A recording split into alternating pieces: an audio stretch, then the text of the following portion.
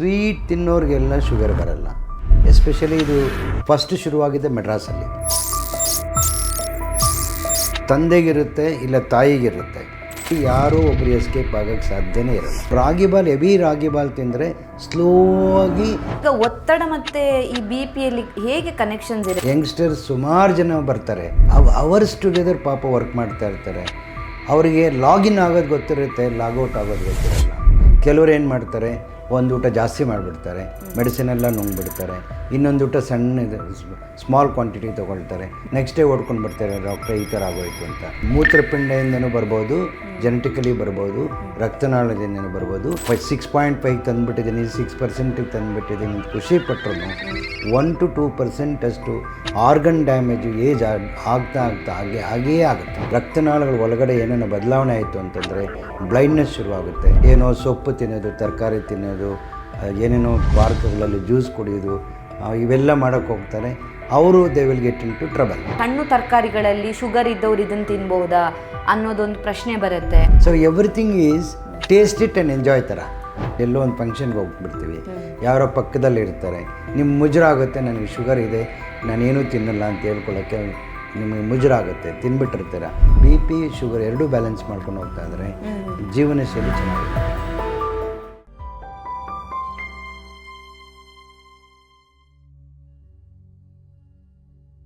ವಿಜಯ ಕರ್ನಾಟಕ ವೀಕ್ಷಕರಿಗೆ ನಮಸ್ತೆ, ನಾನು ರಕ್ಷಾ ಕೋಟ್ಯಾನ್. ಬಿ ಪಿ ಶುಗರ್ ತುಂಬ ಕಾಮನ್ ಆಗಿರುವಂಥ ಹೆಲ್ತ್ ಕಂಡೀಷನ್. ಆದರೆ ಬಿ ಪಿ ಶುಗರ್ ಬಂತು ಅಂತ ಹೇಳಿದ್ರೆ ಅದರ ಜೊತೆಗೆ ಬೇರೆಲ್ಲ ಆರೋಗ್ಯ ಸಮಸ್ಯೆಗಳು ಕೂಡ ಒಟ್ಟಾಗಿಯೇ ಬರುತ್ತೆ.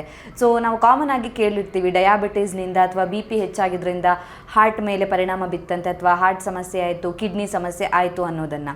ಹೀಗಿದ್ದರೂ ಕೂಡ ತುಂಬ ಜನ ಇದನ್ನು ನೆಗ್ಲೆಕ್ಟ್ ಮಾಡಿಬಿಡ್ತಾರೆ. ಅಯ್ಯೋ ಟ್ಯಾಬ್ಲೆಟ್ ತೊಗೊಂಡ್ರೆ ಸರಿ ಹೋಗುತ್ತೆ ಅಥವಾ ಕಂಟ್ರೋಲಲ್ಲಿ ಇದ್ದರೆ ಸಾಕು ಅನ್ನೋ ಥರ.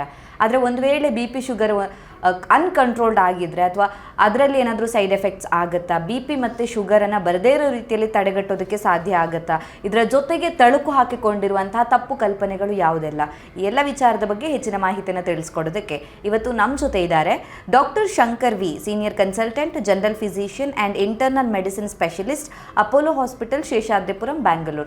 ಡಾಕ್ಟರ್, ಕಾರ್ಯಕ್ರಮಕ್ಕೆ ಸ್ವಾಗತ. ನಮಸ್ತೆ ಸರ್. ಡಾಕ್ಟರ್, ಈಗ ಇತ್ತೀಚಿನ ದಿನಗಳಲ್ಲಿ ಬಿ ಪಿ ಶುಗರ್ ತುಂಬ ಕಾಮನ್ ಆಗಿರುವಂಥ ಒಂದು ಕಂಡೀಷನ್ ಅಂತಲೇ ಹೇಳ್ಬೋದು. ಸೊ ಬಿ ಪಿ ಶುಗರ್ ಬಂತು ಅಂದ ತಕ್ಷಣ ಯಾರು ತಲೆ ಕೆಡಿಸ್ಕೊಳ್ಳಲ್ಲ, ಅಯ್ಯೋ ಬಿಡ್ರಿ ಈಗ ಸಣ್ಣ ಮಕ್ಕಳಿಗೂ ಬರುತ್ತಲ್ವಾ ಅನ್ನೋ ಥರ ನೋಡೋರು ಇರ್ತಾರೆ. ಆದರೆ ಕೆಲವ್ರು ಏನಾಗ್ತಾರೆ ಅಂದರೆ, ಯಂಗ್ಸ್ಟರ್ಸಲ್ಲಿ ಈ ಸಮಸ್ಯೆಗಳು ಬಂದಾಗ ನೋಡೋದಕ್ಕೆ ಫಿಟ್ ಆಗಿರ್ತಾರೆ, ಅವರನ್ನು ನೋಡಿದಾಗ ನಮಗೆ ಗೊತ್ತೇ ಆಗಲ್ಲ ಮೇ ಬಿ ಇವರಿಗೆ ಶುಗರ್ ಇರ್ಬೋದಾ ಅಥವಾ ಬಿ ಪಿ ಇರ್ಬೋದಾ ಅಂತ. ಯಾಕೆ ನೋಡೋದಕ್ಕೆ ಫಿಟ್ ಆಗಿದ್ರೂ ಕೂಡ ಬಿ ಪಿ ಶುಗರ್ ತುಂಬ ಯಂಗ್ ಏಜಲ್ಲೇ ಅಥವಾ ಯುವಕರಲ್ಲೇ ಬರ್ತಾ ಇದೆ ಅಂತ? ಒಂದು ಶುಗರ್ದು ಶುರು ಮಾಡೋಣ.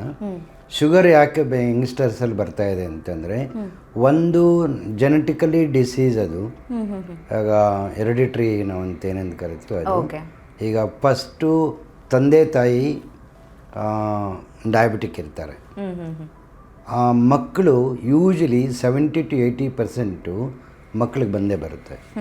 ಅದು ಬೋತ್ ದಿ ಪೇರೆಂಟ್ಸ್ ಇಬ್ಬರು, ಇಲ್ಲ ತಂದೆಗಿರುತ್ತೆ ಇಲ್ಲ ತಾಯಿಗಿರುತ್ತೆ.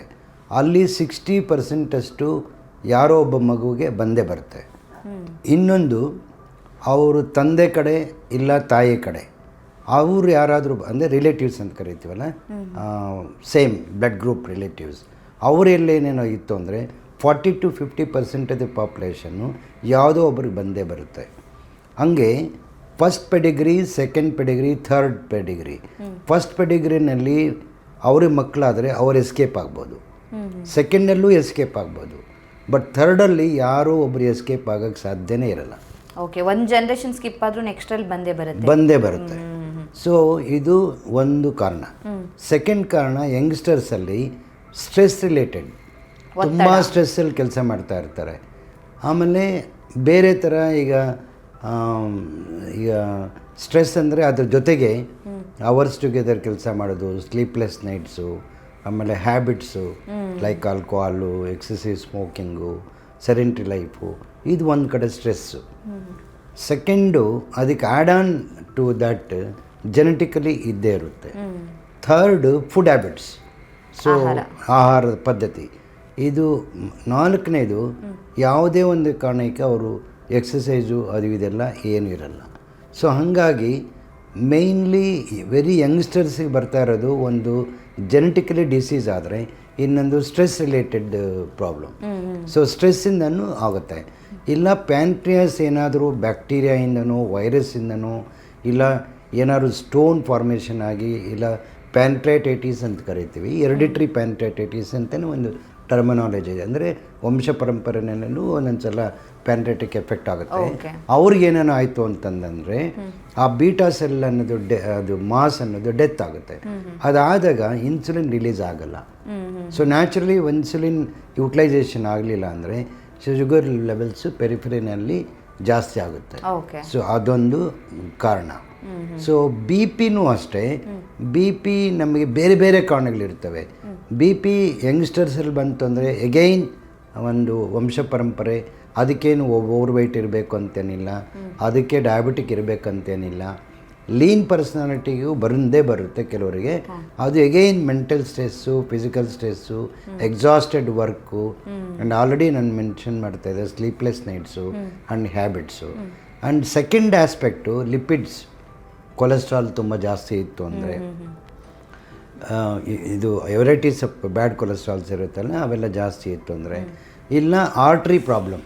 ಈಗ ಕೆಲವರಿಗೆ ಕಿಡ್ನಿಗೆ ಆರ್ಟ್ರಿ ಇರುತ್ತಲ್ಲ, ಅದೇನನ್ನ ಸಪ್ಲೈ ಮಾಡಲಿಲ್ಲ, ಅದೇನನ್ನ ಬ್ಲಾಕ್ ಆಗಿದ್ದರೆ, ಅದು ನ್ಯಾರೋ ಆಗಿದ್ದರೆ, ಇಲ್ಲ ಕಿಡ್ನಿ ಸಮಸ್ಯೆ ಏನಾನ ಅವನಿಗೆ ಆಗಿದ್ದರೆ, ಪದೇ ಪದೇ ಯುರಿನರಿ ಟ್ರ್ಯಾಕ್ ಇನ್ಫೆಕ್ಷನು, ಪದೇ ಪದೇ ಸ್ಟೋನ್ ಫಾರ್ಮೇಷನ್ ಆಗಿ ಕಿಡ್ನಿ ಏನೇನೋ ಡ್ಯಾಮೇಜ್ ಆಗಿದ್ದರೆ ಅವ್ರಿಗೇನು ಬಿ ಪಿ ಬರೋದು ಸಾಧ್ಯ.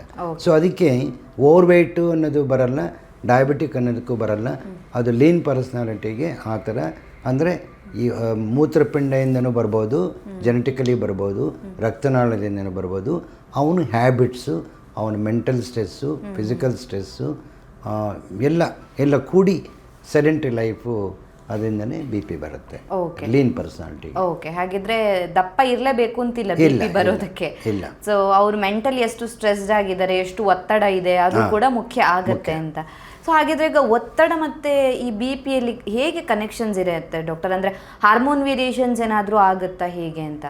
ಒತ್ತಡದಲ್ಲಿ ಈಗ ಮೆಂಟಲಿ ಫಿಸಿಕಲಿ ಸ್ಟ್ರೆಸ್ ಆದಾಗ ನಾವು ಆಟೋನಾಮಿಕ್ ನರ್ವಸ್ ಸಿಸ್ಟಮ್ ಡಿಸ್ಟರ್ಬೆನ್ಸಸ್ ಅಂತ ಕರಿತೀವಿ. ನಾರ್ಡ್ರಲಿನ್ ಅನ್ನೋದು ತುಂಬ ಜಾಸ್ತಿ ರಿಲೀಸ್ ಆಗ್ತಾ ಇರುತ್ತೆ. ಅವು ಜಾಸ್ತಿ ಆದಾಗ ಬ್ಲಡ್ ವೆಸಲ್ಸ್ ಸ್ಪ್ಯಾಸಮ್ ಆಗುತ್ತೆ. ಬ್ಲಡ್ ವೆಸಲ್ಸ್ ಪೆರಿಫೆರಿ ಸ್ಪ್ಯಾಸಮ್ ಆದಾಗ ಜಾಸ್ತಿ ಉತ್ಪತ್ತಿ ಆದಾಗ ಬಿ ಪಿ ರೈಸ್ ಆಗ್ತಾ ಹೋಗ್ತದೆ. Okay okay. ಕೆಲವ್ರು ಹೇಳ್ತಾರೆ ನಾನು ಸ್ವೀಟ್ ತಿನ್ನಲ್ಲ, ನಾನು ಸಿಹಿ ವಸ್ತು ತಿಂದೇ ಇದ್ರೂ ಕೂಡ ನನಗೆ ಶುಗರ್ ಬಂತು, ಡಯಾಬಿಟಿಸ್ ಬಂತು ಅಂತ ಹೇಳ್ತಾರೆ. ಸೊ ಆಹಾರಕ್ಕೂ ಮತ್ತು ಡಯಾಬಿಟಿಸ್ಗೂ ಕನೆಕ್ಷನ್ಸ್ ಯಾವ ರೀತಿಯಾಗಿರುತ್ತೆ ಅಂತ? ಸ್ವೀಟ್ ತಿನ್ನೋರಿಗೆಲ್ಲ ಶುಗರ್ ಬರಲ್ಲ. ಸ್ವೀಟ್ ತಿನ್ನೋರಿಗೆಲ್ಲ ಶುಗರ್ ಬರೋಂಗಿದೆ. ಸ್ವೀಟ್ ಅಂಗಡಿಗಳಿಗೆ ಇಷ್ಟೊಂದು ಯಾಕೆ ಇರ್ತವೆ? ಇರೋದಿಲ್ಲ. ಸೊ ನಮಗೆ ಶುಗರ್ ಇದ್ದರೆ ಮಾತ್ರ ಸ್ವೀಟ್ ತಿನ್ನೋದ್ರಿಂದ ಅದು ಶುಗರ್ ಹೆಚ್ಚಿಗೆ ಆಗುತ್ತೆ ಹೊರತು, ಶೂಟಪ್ ಆಗುತ್ತೆ ಹೊರತು ಅದರಿಂದ ಶುಗರ್ ಬರಲ್ಲ. ಶುಗರ್ ಬರೋದು ನಮಗೆ ಎಗೈನ್ ಪ್ಯಾನ್ಕ್ರಿಯಾಸ್ ಎಫೆಕ್ಟ್ ಆದರೆ, ಇದು ಸ್ಟ್ರೆಸ್ ರಿಲೇಟೆಡ್ಡು, ಫ್ಯಾಮಿಲಿ ಹಿಸ್ಟ್ರಿ ಇದ್ದರೆ ಅವ್ರಿಗೆ ಮಾತ್ರ ಶುಗರ್ ಬರುತ್ತೆ. ಶುಗರ್ಗೆ ಸ್ವೀಟ್ ತಿನ್ನೋದಕ್ಕೆ ಸಂಬಂಧ ಇಲ್ಲೇ ಇಲ್ಲ. Okay okay. ಬಂದ ಮೇಲಷ್ಟೇ ಕಂಟ್ರೋಲ್ ಮಾಡ್ಕೋಬೇಕಷ್ಟೇ. ಓಕೆ, ನನಗೆ ಶುಗರ್ ಮುಂದಕ್ಕೆ ಬರಬಾರ್ದು ಅಥವಾ ಫ್ಯೂಚರಲ್ಲಿ ಬರಬಾರ್ದು ಅಂತ ಇವಾಗಲೇ ಶುಗರ್ ನಾವು ಈಗ ರಿವರ್ಸಲ್ ಅಂತ ಮಾಡ್ತಾ ಇದ್ದೀವಿ. ಈಗ ಆಲ್ ಓವರ್ ದಿ, ಎಸ್ಪೆಷಲಿ ಇದು ಫಸ್ಟ್ ಶುರುವಾಗಿದೆ ಮೆಡ್ರಾಸಲ್ಲಿ. ರಿವರ್ಸಲ್ ಆಫ್ ಡಯಾಬಿಟಿಸ್ ಶುರುವಾಗಿದೆ ಮೆಡ್ರಾಸಲ್ಲಿ, ಆಲ್ ಓವರ್ ದಿ ವರ್ಲ್ಡಲ್ಲಿ ಹೇಳ್ತಾ ಇರೋದು ನಾವು. ಸೊ ಅದು 5.78 ಇರುವಾಗ ಆಗ ನಾವು ಆಹಾರ ಪದ್ಧತಿಯಲ್ಲಿ ಈಗ sugarless coffee, sugarless tea, sweet ತಿನ್ನಬೇಡಿ, ನಾವು ಇಷ್ಟೇ ಕಾರ್ಬೋಹೈಡ್ರೇಟ್ ತಿನ್ನಬೇಕು, ಇಷ್ಟೇ ಪ್ರೋಟೀನ್ ತಿನ್ನಬೇಕು ಅಂಥೇಳಿ ಕ್ಯಾಲ್ಕುಲೇಟ್ ಮಾಡಿ ಮಾಡಿಫೈಡ್ ಡಯಾಬಿಟಿಕ್ ಡಯಟ್ ಅಂತ ಕೊಡ್ತೀವಿ ನಾವು. ಆ ಮಾಡಿಫೈಡ್ ಡಯಾಬಿಟಿಕ್ ಡಯಟಿಂದ ಅವನಿಗೆ ಎಷ್ಟೋ ದಿವಸ ಮೆಡಿಸಿನ್ ಇಲ್ದಿರ ಅವ್ನು ಪೋಸ್ಟ್ಪೋನ್ ಮಾಡ್ಕೊಂಡು ಹೋಗ್ತಾ ಇರ್ಬೋದು. ಅಂದರೆ ಈ need not take an immediate treatment. ಅದ್ರ ಜೊತೆಗೆ ಅವ್ನ ಲೈಫ್ ಸ್ಟೈಲ್ ಚೇಂಜ್ ಮಾಡಲೇಬೇಕು. ಈಗ ನಾನು ಪರ್ ಡೇ 45 ನಿಮಿಷ ಓಡಲೇಬೇಕು, ಇಲ್ಲ ಎಕ್ಸಸೈಸ್ ಮಾಡಲೇಬೇಕು, ಯೋಗ ಮಾಡಲೇಬೇಕು, ರನ್ನಿಂಗ್ ರೇಸ್ ಮಾಡಬೇಕು, ಏನು ಹೇಳ್ತೀನೋ, ಯಾವ ಎಕ್ಸಸೈಸ್ ನಾನು ಏನು ಹೇಳ್ತೀನೋ ಅದು ಮಾಡಲೇಬೇಕು ಎವ್ರಿಡೇ ಅಂತಿಲ್ಲ. ಅಟ್ಲೀಸ್ಟ್ 150 ಮಿನಿಟ್ಸ್ ಪರ್ ವೀಕ್ ಮಾಡಿದ್ರೂ ಸಾಕು. Okay okay. ಸೊ ಕಂಪನ್ಸೇಟ್ ಮಾಡ್ತಾ ಹೋಗ್ತಾ ಇರಬೇಕು. ಸೊ ಅಷ್ಟು ಕ್ಯಾಲರೀಸ್ ಬರ್ನ್ ಮಾಡಿಕೊಂಡು ಮೇಯ್ನ್ಲಿ ಮೆಂಟಲ್ ಸ್ಟ್ರೆಸ್ ಕಮ್ಮಿ ಮಾಡ್ಕೋಬೇಕು. ಯಾವುದೇ ಕಾರಣಕ್ಕೂ ಮೆಂಟಲ್ ಸ್ಟ್ರೆಸ್ ಕಮ್ಮಿ ಮಾಡ್ಕೋಬೇಕು. ಆ ಸ್ಟ್ರೆಸ್ ಕಮ್ಮಿ ಮಾಡ್ಕೋಬೇಕಂದ್ರೆ ನಿಮ್ಮ ರೆಗ್ಯುಲರ್ ಏನು ವರ್ಕ್ ಮಾಡ್ತಿರೋ ಅದ್ರ ಜೊತೆಗೆ ಬೇರೆ ಆ್ಯಕ್ಟಿವಿಟೀಸ್ ಎಲ್ಲ ಇಟ್ಕೋಬೇಕು. ರೆಕ್ರಿಯೇಷನಲ್ ಆ್ಯಕ್ಟಿವಿಟೀಸ್ ಎಲ್ಲ ಇಟ್ಕೊಂಡ್ರೆ ಮನಸ್ಸಿನ ಪರಿಣಾಮ ಕಮ್ಮಿ ಆಗುತ್ತೆ, ಆ ಮೆಂಟಲ್ ಸ್ಟ್ರೆಸ್ ಅನ್ನೋದು ಕಮ್ಮಿ ಆಗುತ್ತೆ. ಈಗ ನಾನು ನೋಡಿದಂಗೆ youngsters, I don't want to mention which department ಅಂತ, ಯಂಗ್ಸ್ಟರ್ಸ್ ಸುಮಾರು ಜನ ಬರ್ತಾರೆ, ಅವರ್ಸ್ ಟುಗೆದರ್ ಪಾಪ ವರ್ಕ್ ಮಾಡ್ತಾ ಇರ್ತಾರೆ. ಅವರಿಗೆ ಲಾಗಿನ್ ಆಗೋದು ಗೊತ್ತಿರುತ್ತೆ, ಲಾಗೌಟ್ ಆಗೋದು ಗೊತ್ತಿರಲ್ಲ. ಲಾಗಿನ್ ಆಗ್ತಾರೆ 9 o'clock 8 o'clock ಆಗ್ತಾರೆ, ಬಟ್ ಯಾವಾಗ ಲಾಗೌಟ್ ಆಗ್ತಾರೆ ಗೊತ್ತಿರಲ್ಲ. ಸೊ ಇರೆಗ್ಯುಲರ್ ಫುಡ್ ಹ್ಯಾಬಿಟ್ಸ್ ಆಗುತ್ತೆ, ಪಾಪ ಅವ್ರ ಟೈಮೇ ಇರಲ್ಲ, ಒತ್ತಡ ಇರುತ್ತೆ. ಆ ಒತ್ತಡದಿಂದನೇ ನಮಗೆ ಅದರ ಬರುತ್ತೆ. Okay okay. ಸೊ ಆಹಾರದ ವಿಚಾರದ ಬಗ್ಗೆನೇ ನೀವು ಹೇಳಿದ್ರಿ, ಸ್ವೀಟ್ ತಿನ್ನಬೇಕಾಗಿಲ್ಲ ಅಥವಾ ಸ್ವೀಟ್ ತಿಂದ್ರೇ ಶುಗರ್ ಬರುತ್ತೆ ಅಂತ ಇಲ್ಲ ಅಂತ. ಆದರೆ ಶುಗರ್ ಬಂದ ಮೇಲೆ ತುಂಬ ಜನ ಅನ್ನವನ್ನು ತಿನ್ನೋದಿಲ್ಲ, ಅನ್ನವನ್ನು ಕಟ್ ಡೌನ್ ಮಾಡ್ತಾರೆ. ಆದರೆ ರಾಗಿಯನ್ನು ತಿನ್ನಬಹುದಾ ಶುಗರ್ ಇದ್ದವರು, ಡಯಾಬಿಟೀಸ್ ಇದ್ದವರು ಅನ್ನೋದೊಂದು ಪ್ರಶ್ನೆ ಬರುತ್ತೆ. ಏನು ಹೇಳ್ತೀರಾ ಡಾಕ್ಟರ್? ಈಗ ರಾಗಿ, ಜೋಳ ಎಲ್ಲನೂ ಆರಾಮಾಗಿ ತಿನ್ಬೋದು. ರಾಗಿ ತಿನ್ನಬೇಕಂದ್ರೆ ಈಗ 30 kilo calories per kg body weight ಅಂತ ನಾನು ಕ್ಯಾಲ್ಕುಲೇಟ್ ಮಾಡ್ತೀನಿ ಒಬ್ಬ ಮನುಷ್ಯನಿಗೆ. ಈಗ 60 kg ಇದ್ದರೆ 3×18 1800 ಕ್ಯಾಲರೀಸ್.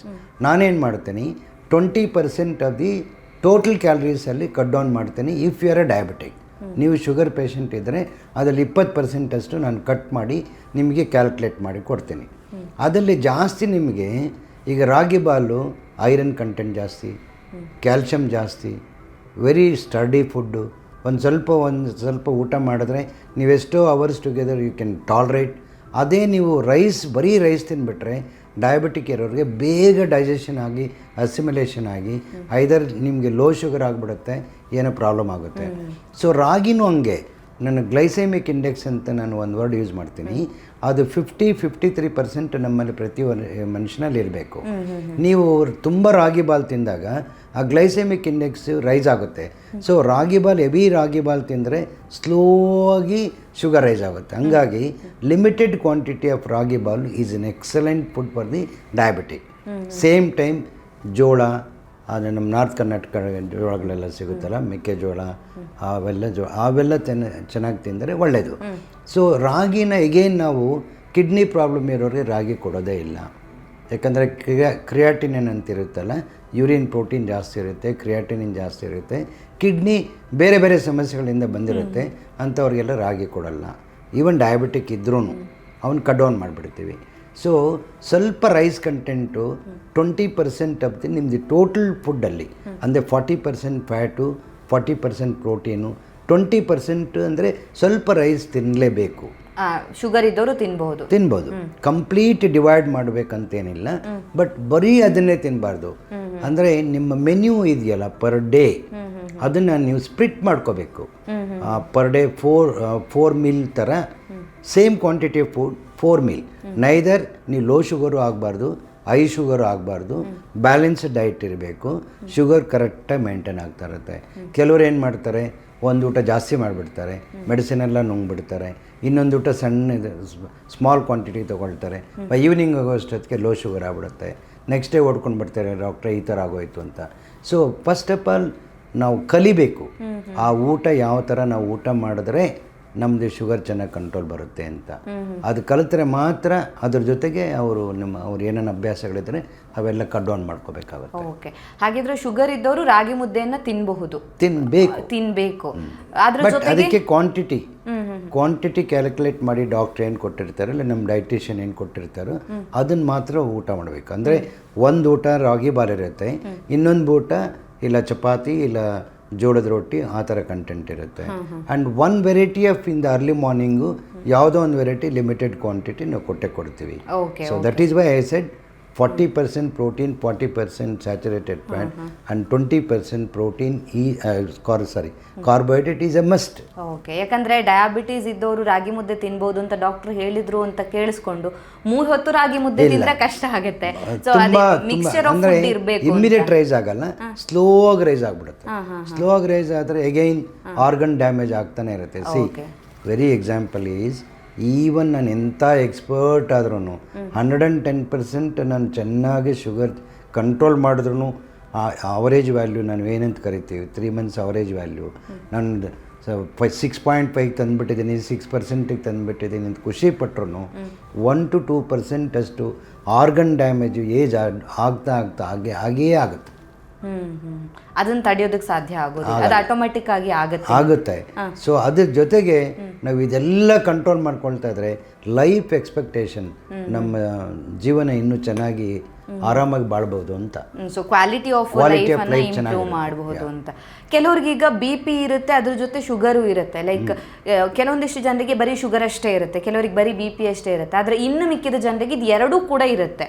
ಆವಾಗ ಒಂದು ಕಡೆಯಿಂದ ನಾನು ಡಯಾಬಿಟೀಸ್ಗೂ ಕಂಟ್ರೋಲ್ ಮಾಡಬೇಕು, ಮೆಡಿಸಿನ್ ಮಾಡಬೇಕು, ಒಂದು ಕಡೆಯಿಂದ BP ಕಂಟ್ರೋಲಿಗೆ ತರಬೇಕು. ಸೊ ಎರಡೂ ಕಂಡೀಷನ್ ಇದ್ದವರು ಎಷ್ಟು ಕೇರ್ಫುಲ್ ಆಗಿರಬೇಕಾಗತ್ತೆ ಡಾಕ್ಟರ್? ಅವರ ಲೈಫ್ ಕ್ವಾಲಿಟಿ ಆಫ್ ಲೈಫನ್ನು ಇಂಪ್ರೂವ್ ಮಾಡಬೇಕು ಅಂತ ಹೇಳಿದ್ರೆ ನಿಮ್ಮ ಕಡೆಯಿಂದ ಏನಾದರೂ ಸಲಹೆ?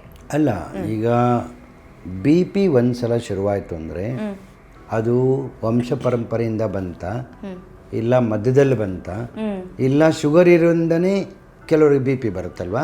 ಶುಗರಿಂದನೇ BP ಬರುತ್ತೆ. ಸೊ ನಾನು ಈಗ ಈಗ ಓವರ್ ವೆಯ್ಟಲ್ಲಿ ಅಂದರೆ ನಾನು ಮೊದಲೇ ಎಕ್ಸ್ಪ್ಲೈನ್ ಮಾಡಿದಾಗೆ ಓವರ್ ವೆಯ್ಟಲ್ಲಿ BP ಬರುತ್ತೆ, ಮೆಟಬಾಲಿಕ್ ಸಿಂಡ್ರೋಮ್ ಅಂತ ಕರಿತೀವಲ್ಲ ನಾವು, ಅದರಲ್ಲಿ. ಸೊ ಆ BP ಬಂದಾಗ ನೀವು ನಾನು ಇವತ್ತಿನ ತಕ್ಷಣಕ್ಕೆ BP ಕಂಟ್ರೋಲ್ ಮಾಡೋದು ನನ್ನ ಅವಶ್ಯಕತೆ ಇಲ್ಲ ನನ್ನ ಪೇಷಂಟ್ಗೂ ಅವಶ್ಯಕತೆ ಇಲ್ಲ. ಆ ತಕ್ಷಣಕ್ಕೆ ನಾನು BP ಕಂಟ್ರೋಲ್ ಮಾಡಿಕೊಂಡು ನಾನು ಈಗ ಹೋಗ್ತಾ ಇದ್ದರೆ ಅವರು ಲೈಫ್ ಎಕ್ಸ್ಪೆಕ್ಟೇಷನ್ ಎಷ್ಟಿರುತ್ತೆ? ಈಗ ಆವರೇಜ್ ಇಂಡಿಯನ್ ಪಾಪ್ಯುಲೇಷನಿಗೆ ಏನು 70 to 75 years ಈಗ ನಾವು ಇದ್ದೀವಿ ಈಗ ಜನ್ರೇಷನ್. ಸೊ ಆ ಲೆವೆಲ್ಗೂ ಪಾಪ ಅವ್ನ ಲೆಫ್ಟ್ ಹಾರ್ಟ್ ಚೆನ್ನಾಗಿರಬೇಕು. ಸೊ ಮೊದಲಿಂದ ನೀವು BP ಕಂಟ್ರೋಲ್ ಮಾಡ್ಕೊಂಡು ಹೋಗ್ತಾ ಇದ್ದರೆ ಲೆಫ್ಟ್ ಹಾರ್ಟ್ ಚೆನ್ನಾಗಿರುತ್ತೆ, ಹಾರ್ಟ್ ಫಂಕ್ಷನಿಂಗ್ ಚೆನ್ನಾಗಿರುತ್ತೆ. ಸೊ ಹಾಗಾಗಿ BP ಒಂದ್ಸಲ ಬಂತು ಅಂದರೆ ದಯವಿಟ್ಟು BP ಮೆಡಿಸನ್ನು ಕಂಟಿನ್ಯೂ ಮಾಡಿ. ಶುಗರ್ನ ನೀವು ಆದಷ್ಟು ಮಟ್ಟಿಗೆ ಕಟ್ ಡೌನ್ ಮಾಡಿಕೊಂಡು ಎಲ್ಲ habits, food habits, life style change ಮಾಡಿಕೊಂಡು ಅದನ್ನು ಕಂಟ್ರೋಲ್ ಮಾಡ್ಕೊಂಡು ಹೋದರೆ ಬ್ಯಾಲೆನ್ಸ್ಡ್ BP ಶುಗರ್ ಎರಡೂ ಬ್ಯಾಲೆನ್ಸ್ ಮಾಡ್ಕೊಂಡು ಹೋಗ್ತಾ ಇದ್ದರೆ ಜೀವನ ಶೈಲಿ ಚೆನ್ನಾಗಿರುತ್ತೆ. ಸೊ ಯಾವುದೇ ಕಾರಣಕ್ಕೆ ದಯವಿಟ್ಟು ನಿಲ್ಲಿಸಬೇಡಿ. ಓಕೆ, ಇದನ್ನ ಕಂಟ್ರೋಲ್ ಮಾಡ್ಬೋದು ಅಥವಾ ರಿವರ್ಸ್ ಮಾಡಬಹುದಾ ಅನ್ನೋ ಒಂದು ಪ್ರಶ್ನೆ. ರಿವರ್ಸ್ ಮಾಡೋದಕ್ಕೆ ನಾವು ಏನಾದರೂ ಈಗ ಡಯಾಬಿಟಿಕ್ನ ರಿವರ್ಸಲ್ ಅಂತ ನಾವು ಸುಮಾರು ಜನಕ್ಕೆ ಟ್ರೈ ಮಾಡ್ತಾ ಇದ್ದೀವಿ. ಕೆಲವ್ರು ಆಗ್ತಾ ಇದ್ದಾರೆ, ಕೆಲವ್ರು ಆಗ್ತಾ ಇಲ್ಲ. ಕೆಲವ್ರು ಫಾಲೋ ಮಾಡ್ತಾರೆ, ಕೆಲವ್ರು ಫಾಲೋ ಮಾಡಲ್ಲ. ಎಷ್ಟೋ ಜನ ನನ್ನ ಮಾತು ಕೇಳ್ತಾರೆ, ಎಷ್ಟೋ ಜನ ನನ್ನ ಮಾತು ಕೇಳಲ್ಲ. ಬೇರೆಯವ್ರ ಮಾತು ಕೇಳ್ತಾರೆ, ಏನೋ ಸೊಪ್ಪು ತಿನ್ನೋದು, ತರಕಾರಿ ತಿನ್ನೋದು, ಏನೇನೋ ಪಾರ್ಕ್ಗಳಲ್ಲಿ ಜ್ಯೂಸ್ ಕುಡಿಯೋದು, ಇವೆಲ್ಲ ಮಾಡೋಕ್ಕೆ ಹೋಗ್ತಾರೆ. ಅವರು they will get into trouble.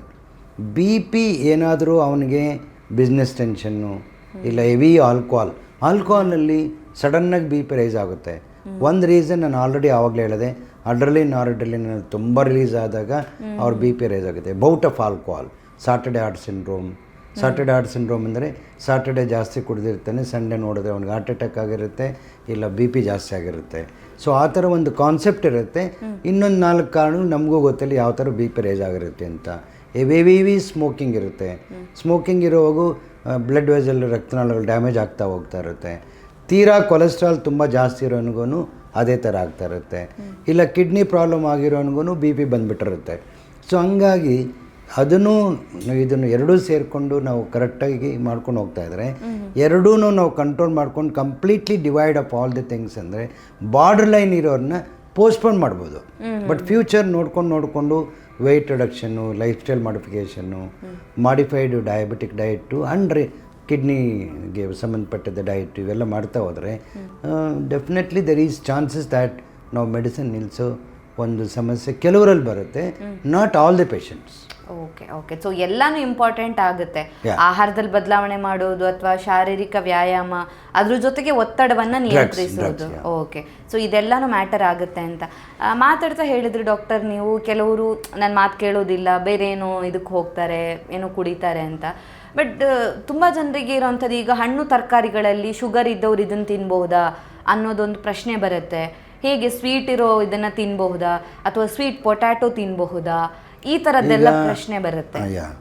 ಫ್ರೂಟ್ಸಲ್ಲಿ sweet potato ಇಲ್ಲ, ಆಮೇಲೆ ಸಪೋಟ ಇಲ್ಲ, ಜಾಕ್ ಫ್ರೂಟ್ ಇಲ್ಲ. ಅಕೇಷನಲಿ ಒನ್ಸ್ ಇನ್ ಎ ವೇಳೆ small piece you can munch it and enjoy ಅಷ್ಟೇ. So everything is taste it and enjoy ಥರ, not as a food you cannot eat. ಈಗ a bowl of fruit it contains all mixtures of the fruit. ಈಗ guava fruit ತೊಗೊಳ್ಳಿ, ಗಾವನಲ್ಲಿ ತುಂಬ ripe fruit ತಿನ್ನಿ, your sugar shoots up more than 100. ಈಗ ಬಾಳೆಹಣ್ಣು ತೊಗೊಳ್ಳಿ, ಈ ಚುಕ್ಕೆ ಬಾಳೆಹಣ್ಣು, ದೊಡ್ಡ ಬಾಳೆಹಣ್ಣು ಇದೆಯಲ್ಲ, ಅದು ತುಂಬ ಹಣ್ಣಾಗಿರೋದು ತಿಂದರೆ ಇಮ್ಮಿಡಿಯೇಟ್ ರೈಸ್ ಆಗಿಬಿಡುತ್ತೆ. ಅದೇ ಸ್ವಲ್ಪ ಹಸಿ ತಿಂದರೆ ಅಷ್ಟು ರೈಸ್ ಆಗೋಲ್ಲ. ಗಾವ ಅಷ್ಟು ಹಸಿ ತಿಂದರೆ ರೈಸ್ ಆಗೋಲ್ಲ. ಸೊ ಆ ಥರ ಕ್ವಾಂಟಿಟಿ ಆಫ್ ಫುಡ್ನ, ದಿ ಫ್ರೂಟ್ಸ್ನ to certain extent small quantity can be ಒಂದು ಇನ್ ಬಿಟ್ವೀನ್ ದ ಮೀಲ್. ಈಗ ಬ್ರೇಕ್ಫಾಸ್ಟು ಲಂಚು, ಇಲ್ಲ ಲಂಚು ಡಿನ್ನರು, ಆ ಪೀರಿಯಡಲ್ಲಿ ಯಾವುದೋ ಒಂದು ಬೌಲ್ ಫ್ರೂಟು ಆರಾಮಾಗಿ ತಿನ್ಬೋದು. ಬಟ್ ಅದನ್ನೇ ಒಂದು ಕ್ವಾಂಟಿಟಿ ಹೆವಿ ತಿನ್ಬಿಟ್ರೆ ಶುಗರ್ ರೈಸ್ ಆಗುತ್ತೆ. ಈಗ ನೋಡಿ, ಇನ್ನು ಎಕ್ಸಾಂಪಲ್ ಈ ಮಂತ್ ಇನ್ನೇನು ಮ್ಯಾಂಗೋ ಸೀಸನ್ ಬರುತ್ತೆ. ಮ್ಯಾಂಗೋ ಲಾಸ್ಟು ಯಾವುದೋ ಒಂದು ಇದೇ ನಿಮ್ಮ ಒಂದು ಸೆಷನಲ್ಲೇ ಮಾತಾಡ್ತಿದ್ದಾನೆ ಮ್ಯಾಂಗೋ ಬಗ್ಗೆ. ಸೊ ಅದೂ ಅಷ್ಟೇ, ಒಂದು ಪೀಸ್ ತಿಂದರೆ ಎಷ್ಟು ಶುಗರ್ ರೈಸ್ ಆಗುತ್ತೆ, ಅರ್ಧ ಮ್ಯಾಂಗೋ ತಿಂದರೆ ಎಷ್ಟು ರೈಸ್ ಆಗುತ್ತೆ.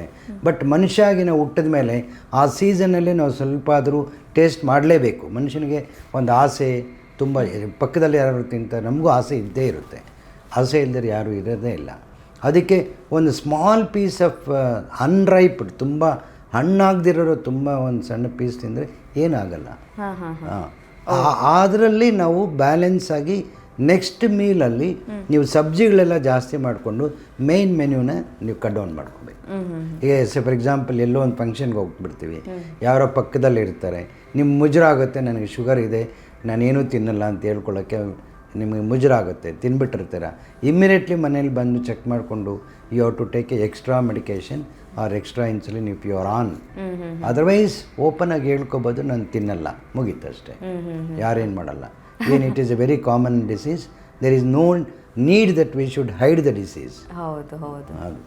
ನಮ್ಮ ಆರೋಗ್ಯ ಚೆನ್ನಾಗಿರ್ಬೇಕಂದ್ರೆ ನಮ್ಮ ಮನಸ್ಸು ಮುಕ್ತವಾಗಿರಬೇಕು. ಓಕೆ, ಸೊ ಶುಗರ್ ಮತ್ತು ಬಿ ಪಿ ವಿಚಾರದಲ್ಲಿ ನೀವು ಆಹಾರದ ಬಗ್ಗೆ, ಎಕ್ಸಸೈಸ್ ಬಗ್ಗೆ ಅಥವಾ ಮಾನಸಿಕ ಒತ್ತಡ, ಈ 3 ವಿಚಾರದ ಬಗ್ಗೆ ಕೂಡ ಫೋಕಸ್ ಮಾಡಿದ್ರಿ. ಕೊನೆಯದಾಗಿ ನಿಮ್ಮ ಕಡೆಯಿಂದ ಏನಾದರೂ ಸಲಹೆಗಳಿದ್ದರೆ ಆಡಿಯನ್ಸಿಗೆ ಅಂತ?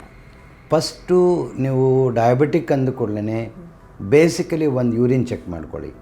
ಅಂದರೆ ವೆರಿ ಸಿಂಪಲ್ ಟೆಸ್ಟ್, ನೀವೇನು ಹಣ ಜಾಸ್ತಿ ಖರ್ಚು ಮಾಡಬೇಕಂತೇನಿಲ್ಲ. ಅದಕ್ಕೆ ಯೂರಿನ್ ಚೆಕ್ ಮಾಡಿಕೊಂಡಾಗ ನಿಮ್ಮ ಕಿಡ್ನಿ ಚೆನ್ನಾಗಿದೆಯೋ ಇಲ್ವೋ ಅಂತ ಗೊತ್ತಾಗುತ್ತೆ.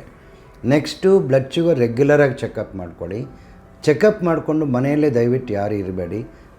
ನಿಮ್ಮ ವೈದ್ಯರು ಯಾರಿದ್ದಾರೋ, ನಿಮಗೆ ಯಾರು ವೈದ್ಯರು ಹೋಗ್ತಾ ಇದ್ದಾರೋ ಅವ್ರಿದ್ದಾರೋ ಹೋಗಿ ಚೆಕಪ್ ಮಾಡ್ಕೊಳ್ಳಿ.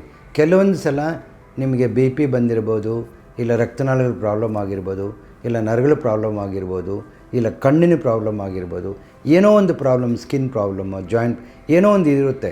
ಅದನ್ನು ನಾವು ಎಕ್ಸಾಮ್ ಮಾಡಿದಾಗ ಕಂಡುಹಿಡ್ದಿರ್ತೀವಿ, ನಿಮಗೆ ಎಕ್ಸ್ಪ್ಲೈನ್ ಮಾಡ್ತೀವಿ. ಸೊ ದಯವಿಟ್ಟು ಅದನ್ನು ಮಾಡಿ. ಕೆಲವು ಬ್ಲಡ್ ಶುಗರ್ ಮಾಡಿಬಿಟ್ಟು ನನ್ನ blood sugar 140, I am very happy ಅಂತ ಹೇಳ್ಬಿಟ್ಟು ಅವ್ರಿಗೆ ಇಷ್ಟ ಬಂದಾಗ ತಿನ್ಕೊಂಡು ಯಾವಾಗಲೂ ಒಂದು ದಿವಸ 400 ಆಗಿಬಿಟ್ಟು ಬರಬೇಡಿ. ಸೊ ದಯವಿಟ್ಟು ಎವ್ರಿ ಫ್ರೀಕ್ವೆಂಟ್ ಚೆಕಪ್ ಮಾಡ್ಕೊಳ್ತಾ ಇರಿ. ಕೊಲೆಸ್ಟ್ರಾಲ್ ಚೆಕಪ್ ಮಾಡ್ಕೊಳ್ತಾ ಇರಿ. ಹಾಗಾಗಿ ECG ಮಾಡ್ಕೊಳ್ಳಿ. Once in 6 months to 1 year ಕಣ್ಣು ಚೆಕ್ ಮಾಡ್ಕೊಳ್ಳಿ. Very very very important. ರಕ್ತನಾಳಗಳ ಒಳಗಡೆ ಏನೇನೋ ಬದಲಾವಣೆ ಆಯಿತು ಅಂತಂದರೆ ಬ್ಲೈಂಡ್ನೆಸ್ ಶುರುವಾಗುತ್ತೆ. ಇಲ್ಲ ಎಬೋವ್ 400 ಏನೇನೋ ಬಂದಾಗ ಇಮ್ಮಿಡಿಯೇಟಾಗಿ ನೀವು ಡಾಕ್ಟ್ರನ್ನ ಆಮೇಲೆ ಕಾಂಟ್ಯಾಕ್ಟ್ ಮಾಡಿಕೊಂಡು ಕರೆಕ್ಟಾಗಿ ಇದು ಮಾಡ್ಕೊಳ್ಳಿ. And life style main important. ನಿಮ್ಮ ಆಹಾರ ಪದ್ಧತಿ, ನೀವು ಮಾಡಬೇಕಾಗಿರ್ತ ಒಂದು ಎಕ್ಸಸೈಸು ಪರ್ ಡೇ 45 ನಿಮಿಷ ಟ್ರೈ ಮಾಡಿ. ಆಗಲಿಲ್ಲ ಅಂದರೆ 150 minutes ಅಷ್ಟು ನೀವು ಎಕ್ಸಸೈಸ್ ಮಾಡಿ. ಈ ಥರ ನಿಮ್ಮ ಲೈಫ್ ಸ್ಟೈಲ್ ಚೇಂಜ್ ಮಾಡಿಕೊಂಡು, ಶುಗರ್ ಚೆನ್ನಾಗಿ ಕಂಟ್ರೋಲ್ ಮಾಡಿಕೊಂಡು, ನಿಮ್ಮ ಕೊಲೆಸ್ಟ್ರಾಲ್ ಕಂಟ್ರೋಲ್ ಮಾಡಿಕೊಂಡು, ಬೇರೆ ಅಂಗಾಂಗಗಳನ್ನ ಚೆಕ್ ಮಾಡ್ಕೊಳ್ತಾ ಇದ್ದರೆ, regular medication is very very important. ಇದೆಲ್ಲ ಮಾಡ್ತಾಯಿದ್ರೆ ನಮ್ಮ ಜೀವನ ಚೆನ್ನಾಗಿರುತ್ತೆ. ದೇವರು ನಮಗೇನು 100 years ಕೊಟ್ಟಿದ್ದರೆ ಯಾರು ಬಾಂಬ್ ಹಾಕಿದ್ರು ನಮಗೇನಾಗಲ್ಲ. ಧನ್ಯವಾದಗಳು ಸರ್. ನಮ್ಮ ಇವತ್ತಿನ ಕಾರ್ಯಕ್ರಮದಲ್ಲಿ BP ಹಾಗೆಯೇ ಶುಗರ್ ಯಾವ ಕಾರಣಕ್ಕೋಸ್ಕರ ಬರುತ್ತೆ, ಎರಡೂ ಇದ್ದಾಗ ಯಾವ ರೀತಿಯಾಗಿ ನಮ್ಮ ಆರೋಗ್ಯ ಶೈಲಿಯಿಂದ ಅಥವಾ ಜೀವನ ಶೈಲಿಯಿಂದ ನಾವು ಅದನ್ನು ಆರೋಗ್ಯವನ್ನು ಇಂಪ್ರೂವ್ ಮಾಡ್ಕೋಬಹುದು, ಸೊ ಎಲ್ಲ ವಿಚಾರದ ಬಗ್ಗೆ ನಮ್ಮ ಆಡಿಯನ್ಸ್ಗೆ ಡೀಟೇಲ್ ಆಗಿರುವಂಥ ಇನ್ಫಾರ್ಮೇಷನನ್ನು ಕೊಟ್ಟಿದ್ದೀರಾ. ಧನ್ಯವಾದ ಸರ್. Thank you. ನಮ್ಮ ಇವತ್ತಿನ ಈ ಒಂದು ಕಾರ್ಯಕ್ರಮದಲ್ಲಿ ಯಾವ ರೀತಿಯಾಗಿ ಮಧುಮೇಹ ಅದರ ಜೊತೆಗೆ ಹೈಪರ್ ಟೆನ್ಷನ್ ಅಥವಾ BP ಅಂತ ನಾವೇನು ಕರಿತೀವಿ ಇದನ್ನು ಯಾವ ರೀತಿಯಾಗಿ ಕಂಟ್ರೋಲ್ ಮಾಡಬಹುದು, ಸೊ ನಮ್ಮ ಜೀವನ ಶೈಲಿ ಯಾಕೆ ಅಷ್ಟು ಮುಖ್ಯ ಆಗುತ್ತೆ, ಜೆನೆಟಿಕಲಿ ಬಂದರೂ ಕೂಡ ಒಂದು ಕಡೆಯಿಂದ ನಮ್ಮ ಲೈಫ್ ಸ್ಟೈಲನ್ನು ನಾವು ಇಂಪ್ರೂವ್ ಮಾಡ್ಕೊಳ್ಳೋವಂಥದ್ದು ಅತಿ ಮುಖ್ಯ ಆಗುತ್ತೆ ಅನ್ನೋದ್ರ ಬಗ್ಗೆ ಡಾಕ್ಟರ್ ನಮಗೆ ಹೆಚ್ಚಿನ ಮಾಹಿತಿಯನ್ನು ತಿಳಿಸ್ಕೊಟ್ಟಿದ್ದಾರೆ. ಆರೋಗ್ಯಕ್ಕೆ ಸಂಬಂಧಿಸಿದಂಥ ಹೆಚ್ಚಿನ ವಿಡಿಯೋಗಳನ್ನು ನಮ್ಮ ವಿಜಯ ಕರ್ನಾಟಕ ಹೆಲ್ತ್ ಪೇಜ್ನಲ್ಲಿ ನೀವು ನೋಡಬಹುದು.